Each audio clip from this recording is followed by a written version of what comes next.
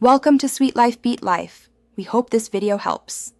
In this video, I will explain how to sign documents from your phone. First, select a trusted application or utilize your phone's native features for document signing. Make sure your document is in a widely accepted format, such as a PDF. Before you begin, find a well-lit area to capture your signature clearly, ensuring optimal visibility and precision for the digital rendition of your handwritten mark. This preparation ensures a smooth and efficient signing experience.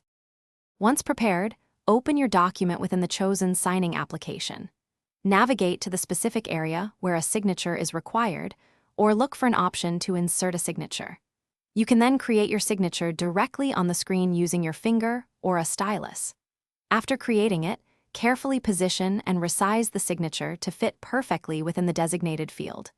This ensures your digital signature looks professional and is correctly placed on the document. After applying your signature, it is crucial to meticulously review the entire document. Double-check that all fields are accurately completed and that your signature is clear and correctly placed. Once satisfied, save the signed document as a new file. This practice safeguards the original, unsigned version.